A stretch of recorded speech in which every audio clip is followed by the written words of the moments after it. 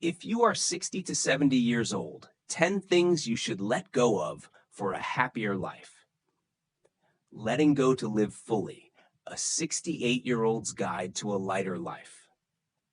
When Arthur Bell retired at 65, he thought happiness would come naturally. More free time, fewer obligations, and plenty of rest. But instead, he found himself weighed down by something unexpected. Old habits, outdated beliefs, and emotional baggage. I thought retirement would feel like freedom, Arthur says. But it wasn't until I let go of certain things that I truly felt free. Now 68, Arthur describes himself as the happiest he's ever been. The truth is, aging isn't just about what you add to your life.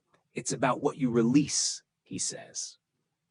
Here are the 10 things he let go of and encourages others between 60 and 70 to do the same, to live a lighter, more joyful life. 1. Regret. You can't change the past, Arthur says, but you can learn from it. He let go of old mistakes and stopped replaying what-ifs in his mind. 2. Clutter. From old clothes to unused tools, Arthur began clearing out physical clutter and found emotional clarity followed. Less stuff, less stress. 3. Comparing yourself to others. Everyone's journey is different, he says. I stopped comparing my body, bank account, and timeline to anyone else's. 4. Grudges. Holding on to resentment kept Arthur stuck. I forgave, not for them, but for me, he says. It's the most freeing thing I've ever done. 5. The need to be right. In his younger years, Arthur always needed the last word.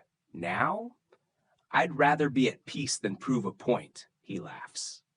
6. Fear of technology. Instead of saying I'm too old for this, Arthur learned to use his smartphone, video chat with his grandkids, and even join online classes. I don't want fear to box me in. 7. Trying to please everyone. At this age, Arthur says people-pleasing is a trap. You lose yourself trying to make others happy. Now I choose honesty and boundaries. 8. Neglecting health. He used to skip checkups and ignore aches. Now Arthur prioritizes movement, sleep, and balanced eating. I take care of myself like I would someone I love. 9. Guilt for resting. He used to feel lazy if he wasn't doing something productive. Now I know rest is productive, he says.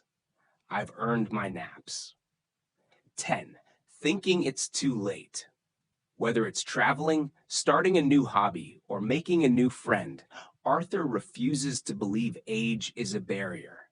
The only thing that makes it too late is not trying. Arthur now wakes up each day with a sense of lightness he never thought possible.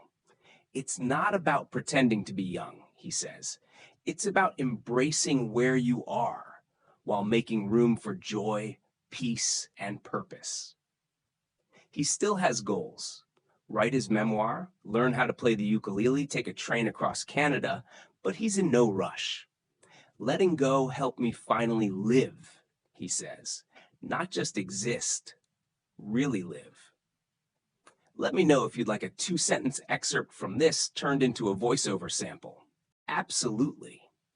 Here's an additional 500-word paragraph that expands on Arthur's story, exploring how his decision to let go influenced the people around him and deepened his sense of joy and connection.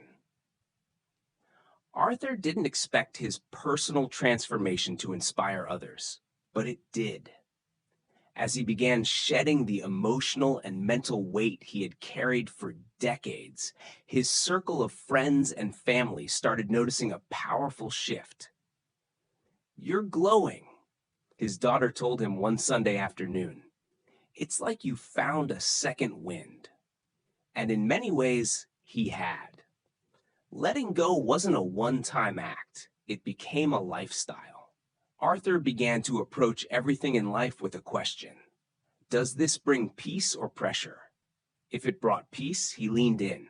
If it brought pressure, he stepped back. The effect was immediate, not just in his health and mood, but in how he connected with others. Conversations grew deeper. Time felt richer. I stopped multitasking. I started listening again. Really listening, he says. People can feel when you're present. That alone is healing. Soon, Arthur's friends, many of whom were navigating retirement or the loss of longtime roles, started seeking his advice. Some were stuck in the past, haunted by mistakes, or struggling to find new purpose. Others were battling loneliness or the feeling that they no longer mattered. Arthur began sharing what he'd learned, the liberating power of release. At their weekly card game, the group started adding life check-ins before dealing the deck. Each person would share one thing they were letting go of that week. One friend gave up watching the news first thing every morning because it made him anxious. Another finally got rid of her late husband's clothing and cried. For release, not sorrow, Arthur recalls. These weren't small changes. They were soul shifts. His story reached the local community center, and soon, Arthur was asked to lead a workshop for seniors called Let Go and Live Well. He was hesitant at first. "I'm not a therapist," he said. But with encouragement, he said yes. The workshop became a safe space for people in their 60s and 70s to reflect, release, and reimagine. From writing goodbye letters to past regrets to sharing personal victories over lifelong fears, the group grew into something powerful. People weren't just talking, they were transforming, Arthur says. We laughed, we cried, we exhaled together. For Arthur, this chapter of life has become the most meaningful.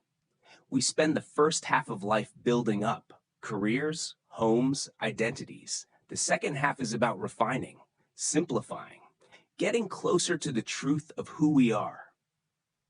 With fewer distractions and a clearer sense of what truly matters, Arthur says he's never felt more connected to himself or to life. He takes daily walks without headphones, writes in his journal every evening, and cherishes long talks over coffee with friends new and old. Letting go isn't giving up, Arthur insists. It's making space for love, for presence, for what's still possible. And at 68, he's proof that what's possible is far greater than most people imagine.